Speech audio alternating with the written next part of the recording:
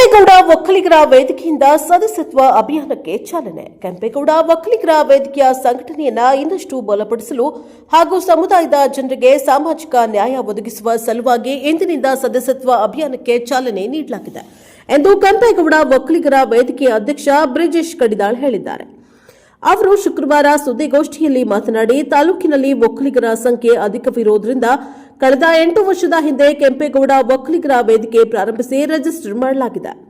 ನಂತರ ಸಾಮಾಜಿಕ ಜಾಲತಾಣದ ಮೂಲಕ ಸಮುದಾಯವನ್ನು ಸಂಘಟಿಸುವ ಕಾರ್ಯ ನಡೆಸಿ ಎಲ್ಲಾ ಹೋಬಳಿ ವ್ಯಾಪ್ತಿಯಲ್ಲಿ ಪದಾಧಿಕಾರಿಗಳ ನೇಮಕ ಮಾಡಲಾಗಿದೆ. ಅಲ್ಲದೆ ಸಮುದಾಯದ ಜನರಿಗೆ ಸಂಘಟನೆ ಮೂಲಕ ಆರೋಗ್ಯ ಸಮಸ್ಯೆ, ವಿದ್ಯಾರ್ಥಿಗಳಿಗೆ ಉನ್ನತ ಶಿಕ್ಷಣಕ್ಕೆ ಸಹಕಾರ ನೀಡುವ ಜೊತೆಗೆ ಅನೇಕ ಜನಪರ ಕಾರ್ಯಕ್ರಮಗಳನ್ನು ರೂಪಿಸಿ ಸಂಘಟನೆಯ ಏಳಿಗೆಗೆ ಶ್ರಮಿಸಲಾಗಿದೆ. ಇದೀಗ ವೇದಿಕೆಯ ಕಾರ್ಯಕಾರಿ ಸಮಿತಿ ಹಾಗೂ ಹಿರಿಯರ ಸಲಹೆಯ ಮೇರೆಗೆ ಸಂಘಟನೆ ಇನ್ನಷ್ಟು ಬಲಪಡಿಸಲು ಸದಸ್ಯತ್ವ ಅಭಿಯಾನ ಪ್ರಾರಂಭಿಸಲಾಗಿದೆ ಎಂದು ತಿಳಿಸಿದ್ದಾರೆ.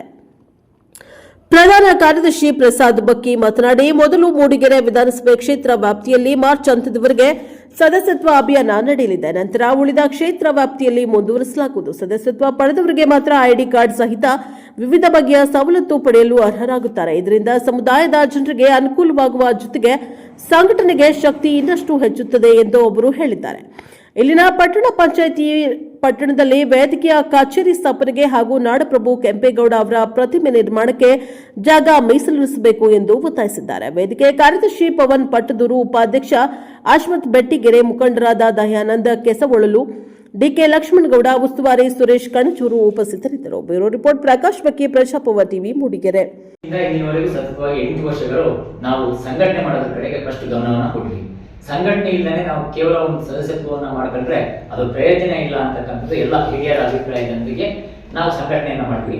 ಈಗ ಎಲ್ಲ ಕಡೆನೂ ಒಕ್ಕಲಿನಿಂದ ಕೇಳ್ತಿರತಕ್ಕಂಥದ್ದು ಏನು ಅಂದ್ರೆ, ಒಂದು ಸದಸ್ಯತ್ವವನ್ನ ಮಾಡಿದ್ರೆ ಸಂಘಕ್ಕೆ ಇನ್ನೂ ಹೆಚ್ಚಿನ ಬಲ ಬರುತ್ತೆ ಅಂತಕ್ಕಂಥದ್ದು ಈಗಾಗಲೇ ನಮ್ಮ ಕಾರ್ಯಕಾರಿ ಸಮಿತಿ ಮತ್ತೆ ಹಿರಿಯರ ಸಲಹೆ ಮೇರೆಗೆ ನಾವು ಇವತ್ತು ಮೆಂಬರ್ಶಿಪ್ಗೆ ಚಾಲನೆಯನ್ನ ಕೊಡಬೇಕು ಅಂತೇಳಿ ಅನ್ಕೊಂಡು ಅದನ್ನ ಇವತ್ತು ನಿಮ್ಮ ಮಾಧ್ಯಮ ಮಿತ್ರರ ಜೊತೆಗೆ ಹಂಚ್ಕೊಳ್ತಾ ಇದ್ವಿ. ಇಲ್ಲಿ ಆ ಮೆಂಬರ್ಶಿಪ್ ಆಗ್ತಕ್ಕಂಥವ್ರು ಒಂದು ಆಧಾರ್ ಕಾರ್ಡು ಮತ್ತೆ 3 ಫೋಟೋವನ್ನು ಕೊಡಬೇಕು.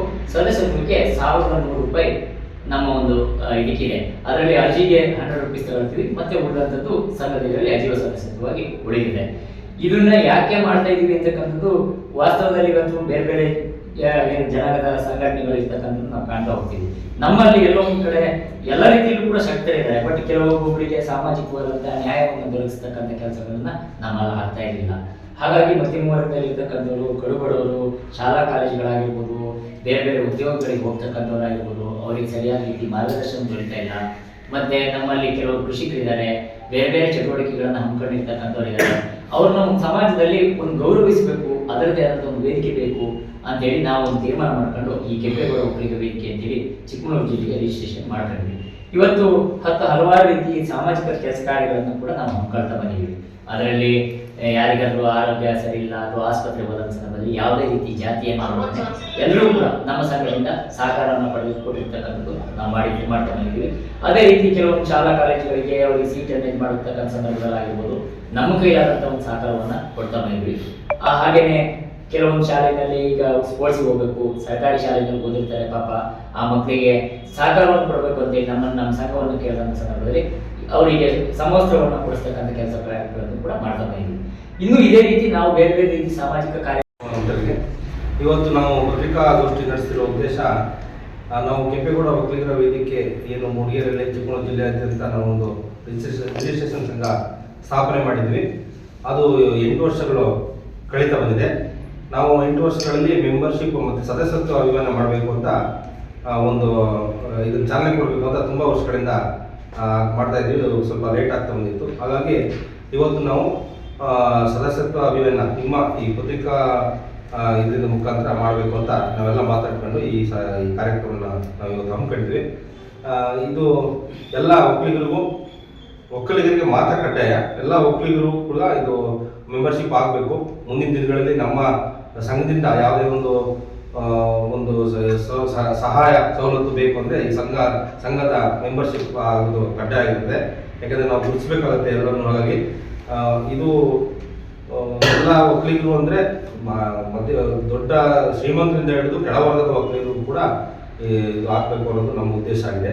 ಈಗ ನಾವು ಕಳೆದ ವರ್ಷಗಳಲ್ಲಿ ಸುಮಾರು ಒಕ್ಕಲಿಗರಿಗೋಸ್ಕರ ಕಾರ್ಯಕ್ರಮಗಳನ್ನ ಹಮ್ಮಿಕೊಂಡು ಬಂದಿದ್ದೀವಿ. ಉತ್ತಮ ಕಾರ್ಯಕ್ರಮಗಳನ್ನು ಕೊಟ್ಟಿದ್ದೀವಿ. ಕೆಲವು ನಮ್ಮ ಜನಾಂಗದ ಕೆಲವು ಬಡವರಿಗೆ ಹಾಸ್ಪಿಟ್ಲಿಗೆ ಬೇಕಾದಾಗ, ಏನಾದರೂ ಎಮರ್ಜೆನ್ಸಿ ಇದ್ದಾಗ ಹಣಕಾಸಿನ ವ್ಯವಸ್ಥೆ ಮಾಡಿದ್ದೀವಿ. ಮತ್ತು ಕೆಲವು ವಿವಿಧ ಹುದ್ದೆಗಳಲ್ಲಿ ಬೇಕಾದಾಗ ನಮ್ಮ ಸಂಘ ಅದರೊಳಗೆ ಹೋಗಿ ಅವರಿಗೆ ಇದು ಹುದ್ದೆಗಳನ್ನ ಕೊಡುವಂಥ ವ್ಯವಸ್ಥೆಗಳನ್ನ ಮಾಡಿದೆ.